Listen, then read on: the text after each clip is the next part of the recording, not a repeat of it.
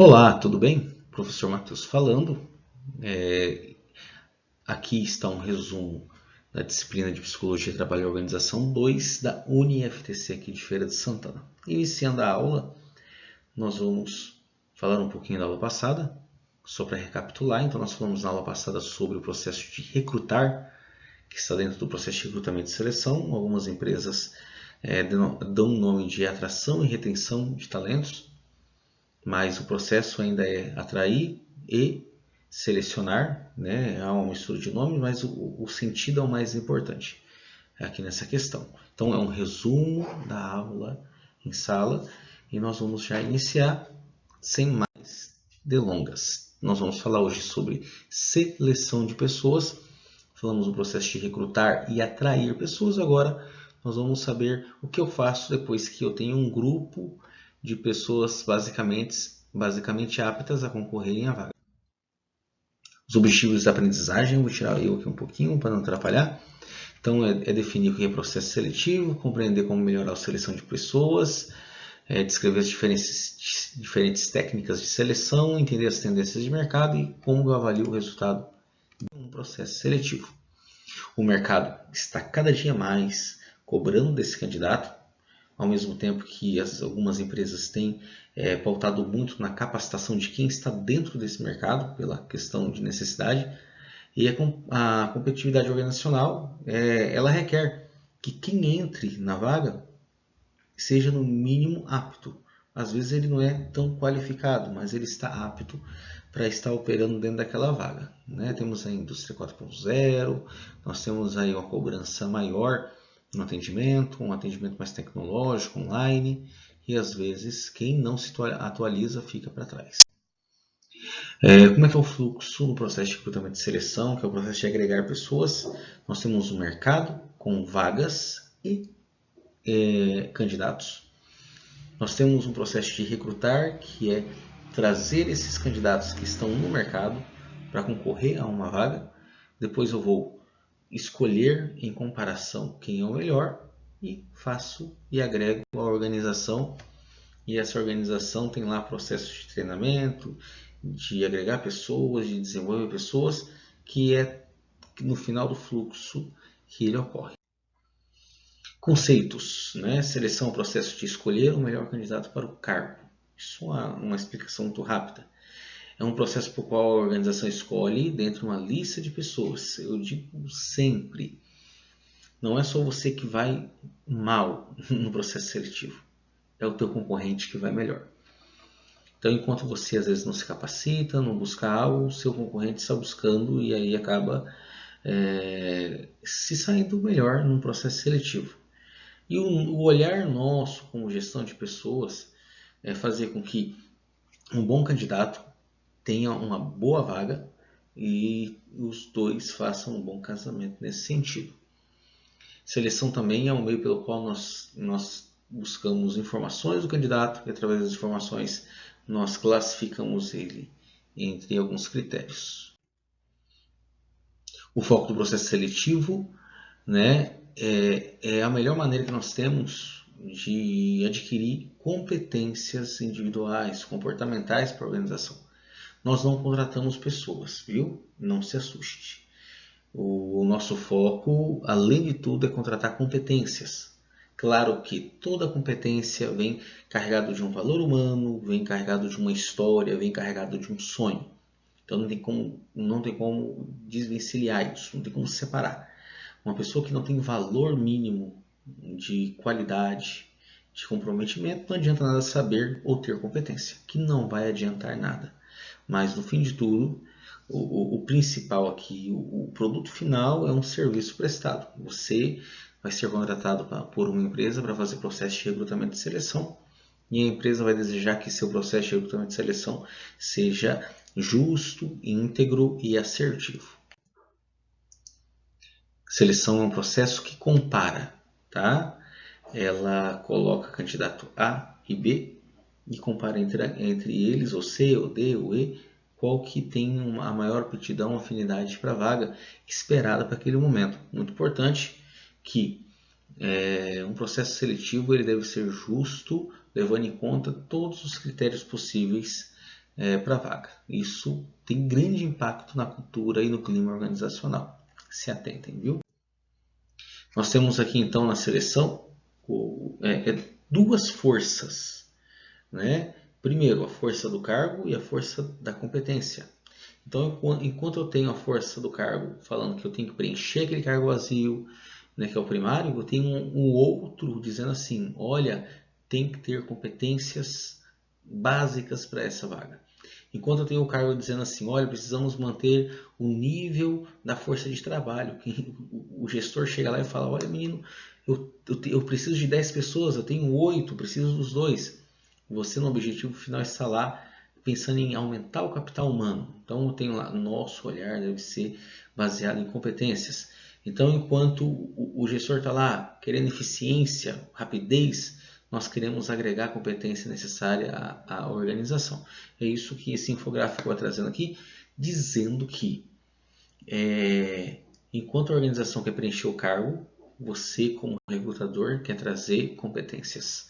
Não se esqueça disso, porque lá na frente nós vamos voltar a esse assunto. Nós temos duas linhas, X e Y, que é a especificação de cargo e característica de candidato. Então, eu tenho uma força que quer preencher a vaga, que ela é composta por especificações, por anseios, por requisitos. Por outro lado, eu tenho lá o que o candidato me oferece. O candidato oferece o quê? Vaga pede o quê? Comparo e fecho ou não uma contratação. O processo de seleção ele é uma escolha muito detalhada, tá? Por mais que a gente mensure muitos fatores, nós não podemos impor uma contratação. Nós avaliamos e decidimos. Porque eu digo sempre assim. A gente vai trazendo muito questão do livro, questão prática. Eu tenho uma vaga. O gestor quer um candidato. Eu vou, então, selecionar 3 pessoas. Eu vou colocar 3 pessoas a 4 no máximo por vaga para o gestor entrevistar. No fim, ele vai contratar aquele que ele teve afinidade. Matheus, e agora? Então, se o gestor contrata na afinidade, pode ser que não, ele contrate numa medição técnica também, mas tem que ter feeling, tem que gostar, tem que ter esse calor humano, porque é ele que vai trabalhar com ele. Nós fazemos uma análise técnica de capacidade, de potencial, de inteligência, de atenção, de personalidade. Então nós vamos escolher os 4 melhores que, se ele aprovasse, qualquer um daqueles seria bom. Então é a partir desse ponto que você falou assim, olha, eu tenho 4, que qualquer um deles pode ser aprovado. Você fez um bom processo seletivo, tá? A decisão final é do requisitante. Você é requisitado a uma vaga. Então, o processo seletivo ele começa lá atrás com uma requisição de vaga que o gestor vai trazer para você. O gestor tem que desenhar uma vaga muito clara, muito precisa, para você olhar e falar assim, olha, eu vou atrás do candidato como ele quer. Quando você entrega para ele e ele fica indeciso porque você fez uma boa escolha levando em conta o que ele trouxe. Houve coerência entre solicitação, demanda e resultado. Modelo de colocação de seleção de classificação, nós temos aqui, né, um modelo normal, que é um candidato para uma vaga. Nós temos um modelo de vários candidatos para várias vagas, né, que é aquele modelo que eu tenho uma vaga e eu trago vários candidatos para esquecer, que foi o modelo 1. Então, assim, no primeiro momento, às vezes o gestor ele já tem até quem ele quer aqui. Né? Então ele já fala assim, Matheus, eu tenho um candidato. Pode acontecer? Pode, vai. Dependendo da situação, vai caber. Tá? Eu posso ver a situação que eu tenho aqui 3 candidatos para uma vaga. E ele vai ter que escolher quem ele quer. Posso também ter vários candidatos para várias vagas. Quando isso acontece? Às vezes eu tenho uma vaga que é uma vaga inicial de operação para 3 gestores. Eu trago os candidatos todos para eles, né, a entrevistarem. E eles vão elencar quem é o primeiro. Às vezes esse candidato aqui ele se saiu bem aqui nessa vaga. Esse candidato, o terceiro saiu aqui, né, nessa vaga. E esse candidato se saiu bem aqui e esse se saiu bem aqui. Então é um interesse cruzado. Eu não vou colocar 3 candidatos para cada vaga, sendo que é a mesma função, não há necessidade, tá? E o último aqui é um modelo de agregação de valor. São vários candidatos que oferecem várias competências que possam interessar a organização. Então, aqui, esse tipo de candidato ele poderia trabalhar em vaga A, vaga B, vaga C. Vaga D, ele fica no banco de talentos, né? E a empresa vai falar assim, olha, ele não passou na A, mas ele pode ir na B. Ele é multi. E a gente tem muitos casos assim, tá? Nós temos outro gráfico aqui que é a identificação das características pessoais do candidato. Tá? Para a execução da tarefa em si, o que ele precisa? Inteligência geral, atenção concentrada, aptidão numérica, verbal, espacial, raciocínio lógico. Para interdependência das tarefas, ele precisa de atenção dispersa, visão de conjunto, facilidade de coordenação, espírito de integração. Pode reparar que aqui tem uma medição cognitiva, aqui já entra uma comportamental. Então vale citar que essa visão aqui, vou colocar outra cor, essa daqui que não dá para ver mais nada, né? Ela é uma medição cognitiva. Aqui em cima, tudo isso daqui ó, é cognitivo, é para execução de tarefa. Porque eu estou falando que é para processo os dois. Nossa, esse negócio está feio. Vamos para o vermelho mesmo. A interdependência com outras pessoas, se eu quero medir se ele tem, aí eu vou ver relacionamento humano, habilidade interpessoal, colaboração, consciente emocional, liderança, facilidade.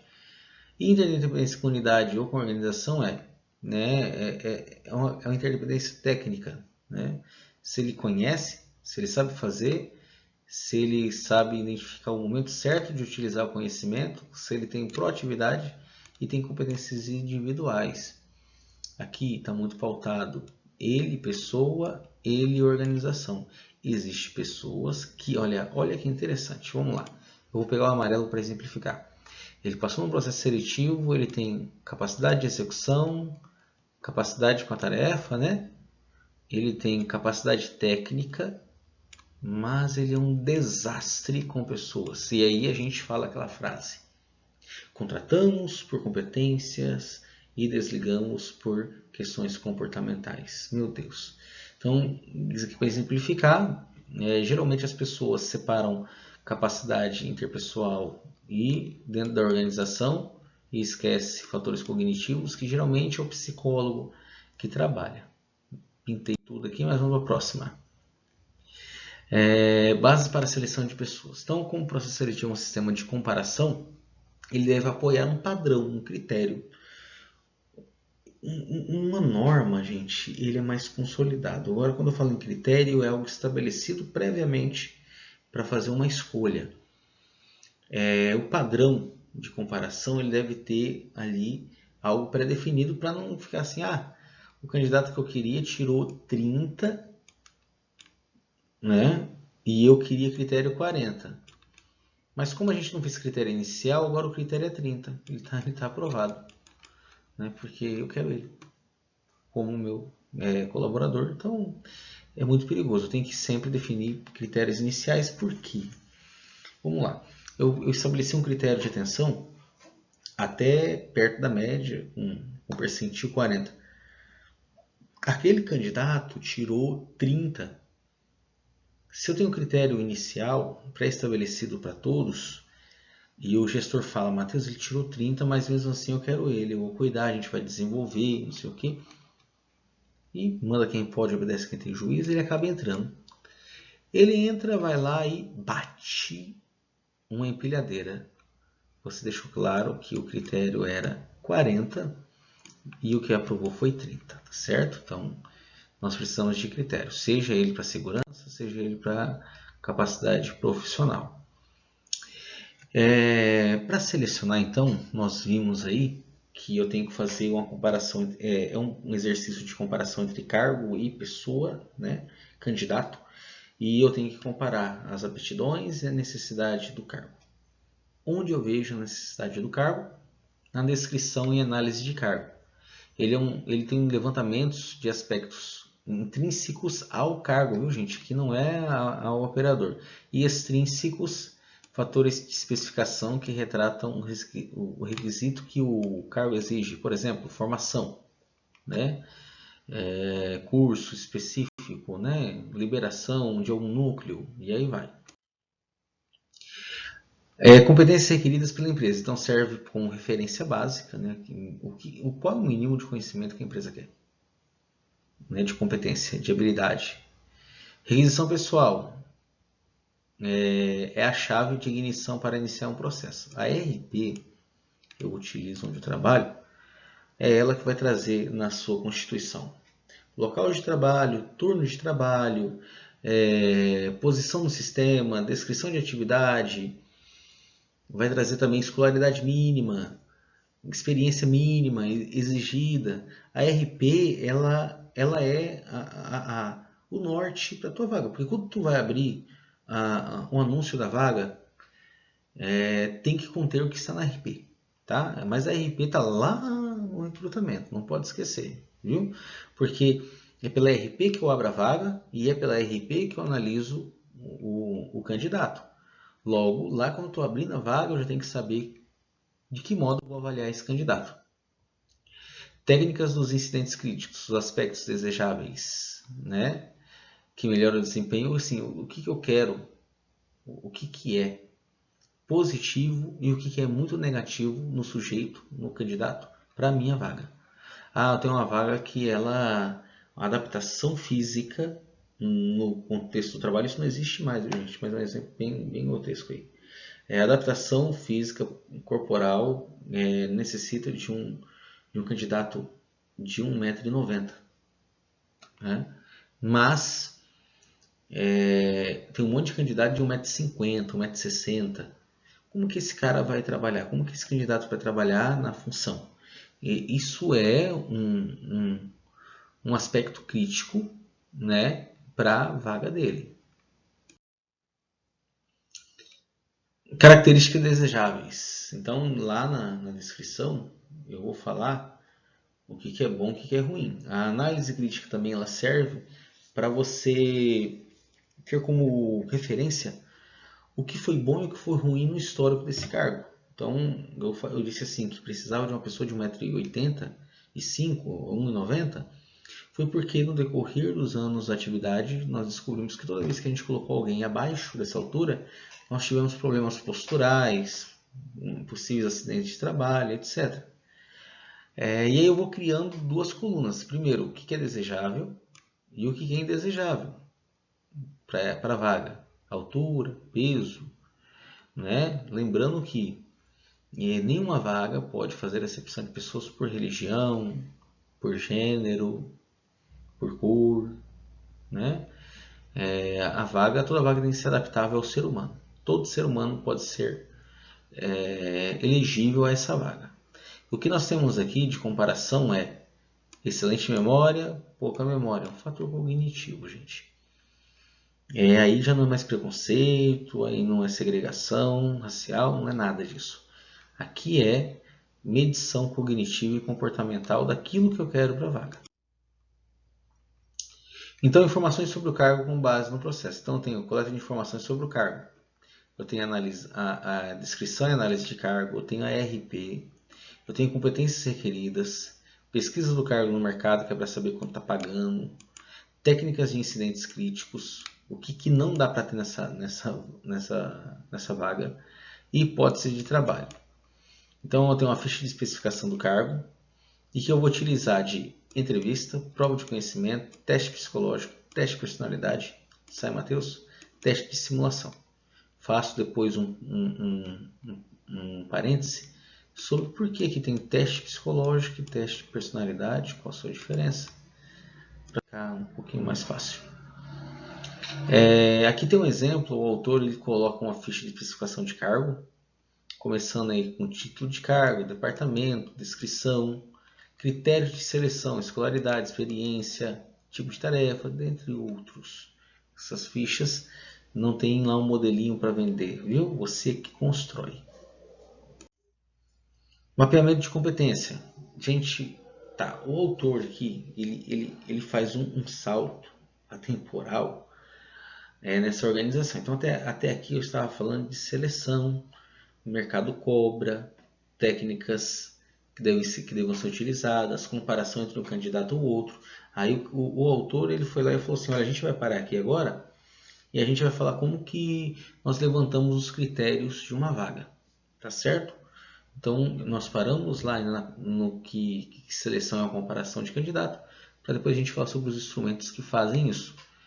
Agora a gente está falando de mapeamento de competência, que é referente à descrição das atividades inerentes ao cargo. Então, quando o processo seletivo se baseia em competência, tá? E não só no cargo, abre uma vaga que era o psicólogo. Ah, psicólogos, venha, preciso de um psicólogo. A gente é um psicólogo para quê? É clínico, é organizacional. Então, se é um clínico, ser psicólogo já basta. Mas talvez eu tenha interesse que esse psicólogo, se eu vou contratar por competência para acertar mais, que ele tenha experiência e goste de clínica. Eu vou pegar um escolar só porque ele é psicólogo, está precisando de emprego e contratar. O que vai acontecer é, ele não vai ficar muito tempo nessa vaga, tá? Então, quando eu vou contratar por competência, eu tenho que mapeá-las para ter critério de seleção. Como é que é o valor das competências individuais? Tem aqui as competências. Então, o valor econômico da organização, o valor social para a pessoa. Eu tenho influências ambientais. Aqui estão conjuntos de habilidades, né, conhecimentos e julgamentos que compõem a competência. Influências da organização, características inatas adquiridas e a pessoa. Então, essa pessoa ela começa aqui.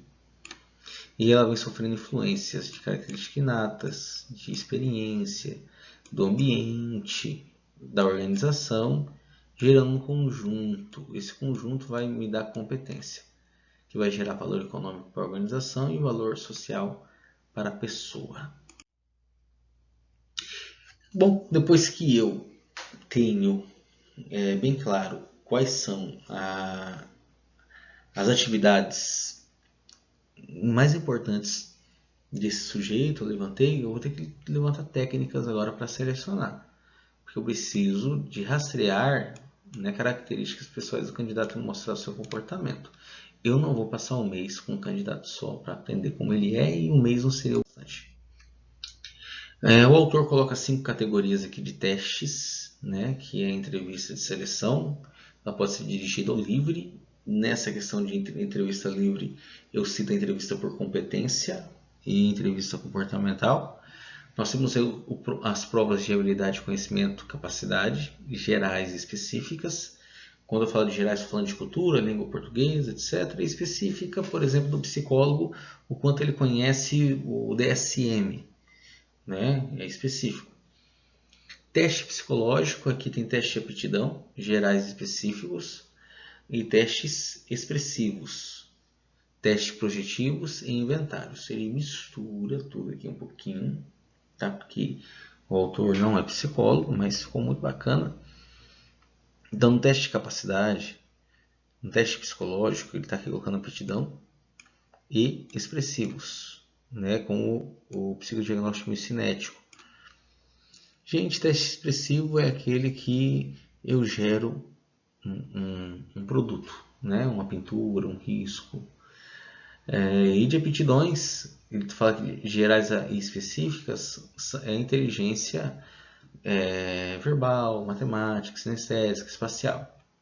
Está dentro do fator geral de inteligência.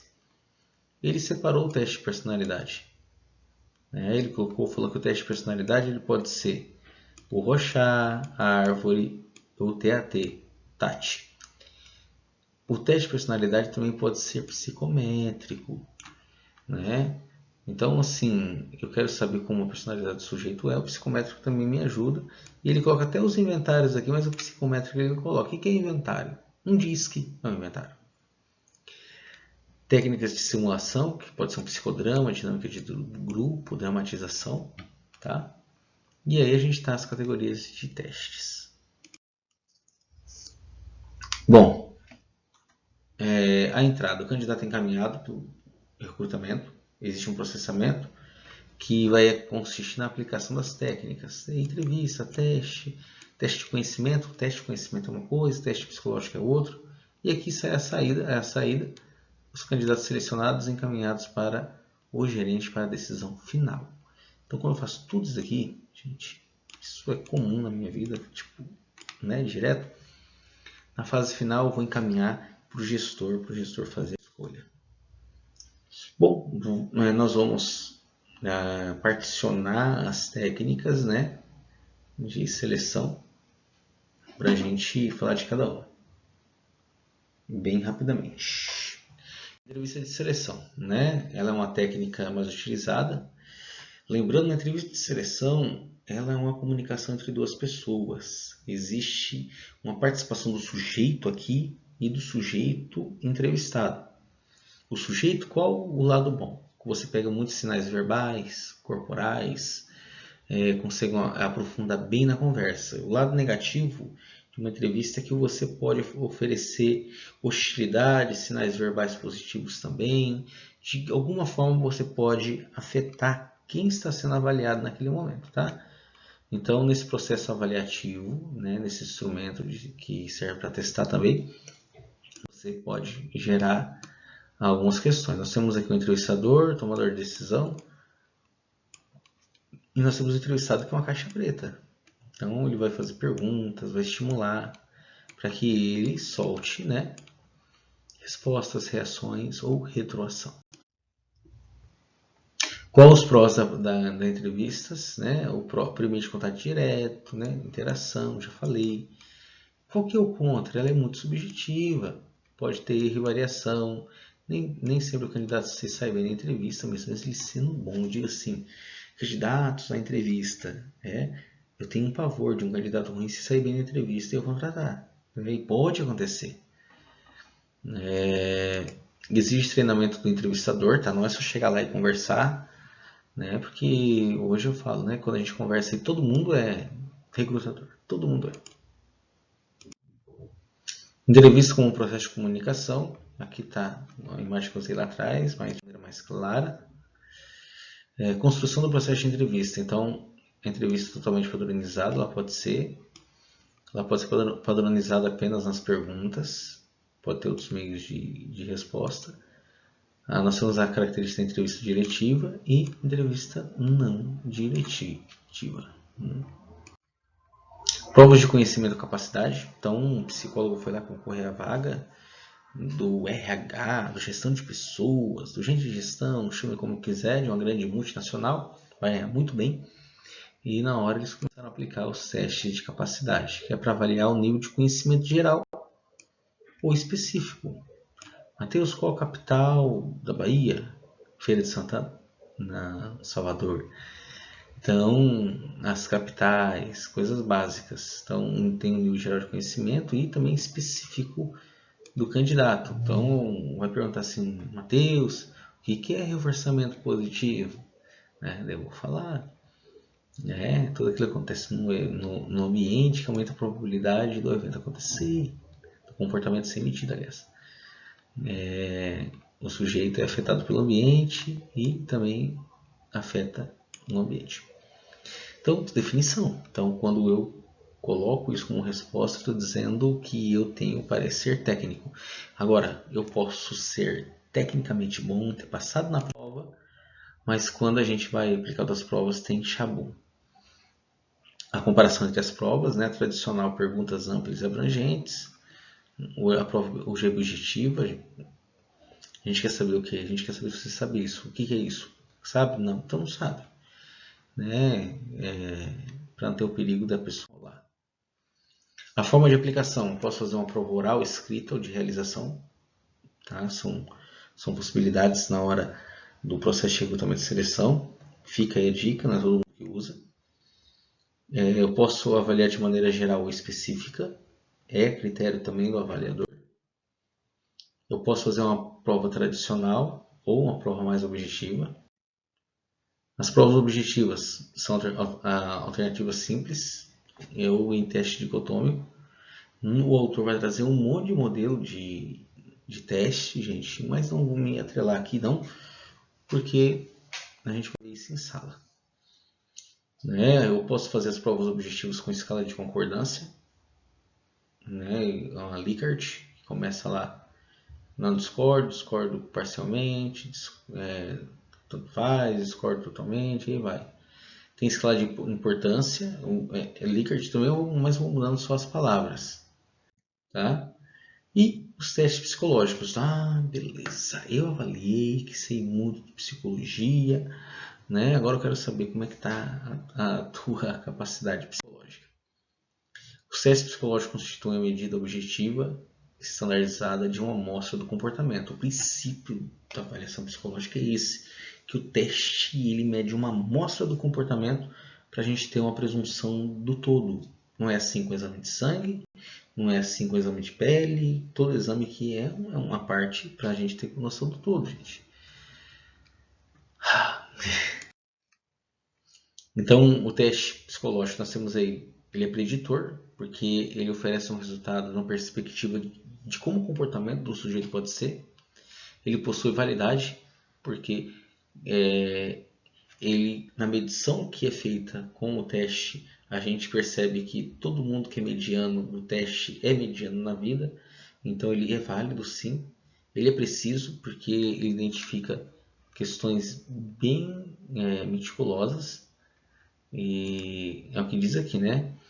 Significa a capacidade do teste apresentar resultados semelhantes em várias aplicações da mesma pessoa. Ele é fidedigno. Deixa eu aparecer aqui de novo. Então, aptidão. Predisposição natural para determinada atividade ou trabalho, né? Capacidade, habilidade adquirida. Então, nós temos um preditor de família, de sangue. Nós temos um preditor aqui por ambiente. A teoria multifatorial de Thurstone, né, ele definiu 7 fatores específicos e criou um conjunto de testes para medi-los. Os chamados testes de habilidade primária. Então, acrescentou um fator geral, ao qual deu o nome de inteligência geral, pelo fato de condicionar e complementar todas as aptidões. Nós temos aqui uma base, estou saindo de novo, e ele coloca lá, o fator é VWNSMPR. Então, o fator geral, ele mede todos os subfatores aqui. Né? Capacidade de lidar com números, atenção concentrada, parará. Essa é uma ferramenta muito bacana. Os resultados dos testes psicológicos podem ser feitos dessa maneira, né? O que deu no fator G? De 0 ele deu 40. O fator V deu 30. O fator W deu 80. O fator N deu quase 50. E aí vai, ó, você vai preenchendo aqui e tem já uma noção de base. Então vamos lá, nós temos um déficit aqui no fator V e que deve ser avaliado se vai promover a aprovação ou não. Bateria de teste, tá? Operador de máquina, o que é bom? Nível mental, percentil de 40 a 60, fator P, personalidade, acima de 40, destreza manual dirigida, acima de 40, fator S, e assim por diante. Os testes podem mudar de um cargo para o outro, né? E isso tem que ficar muito claro. Múltiplas inteligências de Gardner. Tá, isso aqui deixa eu aparecer aqui de novo, gente. Esse é um ponto que nós devemos conversar, né? A inteligência e a medição dela, ela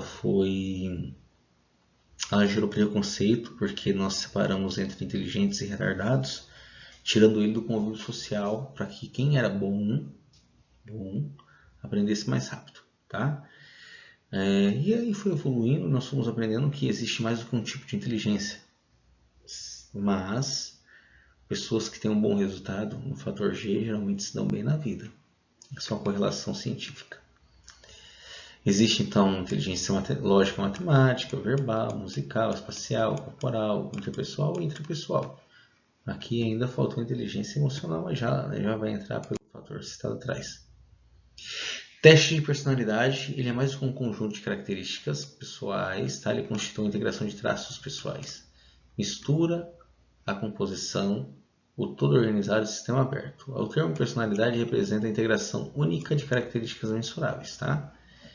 Essas características são identificadas com personalidade e distinguem a pessoa dos demais. Personalidade é aquilo que faz diferente. Dentro das teorias de personalidade, a gente tem uma teoria chamada Big Five. Tem outras, Matheus? Tem. Mas Big Five, ele fala que nós temos 5 fatores da personalidade. E realmente, ele foi muito pontual aqui, o autor. E a gente entende que, vamos lá, cada um. Extrovertido, sociável, agradável, gregário, caloroso, né? Uma pessoa agradável, cortês, confiável. Quando é muito extrovertido, chama muita atenção por nada, perde muito o foco. O que é agradável demais? É cortês, mas às vezes pode ser passado para trás. Né? O consciente, que é o racional, é cuidadoso, perfeccionista, tem que ser tudo do jeito dele. Neurótico, deprimido, né? E aí vai. Ele definiu esses 5 fatores e é um instrumento que é utilizado até hoje, né? Para fazer as avaliações aí de candidatos. Deixa eu ficar aqui no meio. Pronto. Nós temos também as técnicas de simulação, no qual o sujeito vai simular a atividade como se fosse real, para a gente ter um pouquinho de conhecimento da forma que ele age. Processo de seleção de pessoas, finalizando, estamos no final, né? E na medida que são bem-sucedidos, os candidatos ultrapassam os obstáculos e passam adiante. Na medida que não conseguem superar, os candidatos são rejeitados. Então, até aqui o candidato vem passando, você está sendo aprovado, e aí a gente prossegue. Né? São várias etapas, então solicitação de emprego pela RP, entrevista inicial, provas de teste de seleção, entrevista, exame médico e análise de decisão final. Essa entrevista aqui é a do gestor. Vai caber aqui? Vai. Oxente, do gestor. Não é a nossa, tá? Perfil das atividades. O que um recrutador faz? Então ele desenvolve requisição de emprego, localiza e recruta candidatos, faz triagem, seleciona, testa e avalia, gerencia admissões e encaminha os candidatos. Minhas atividades inerentes aí à função de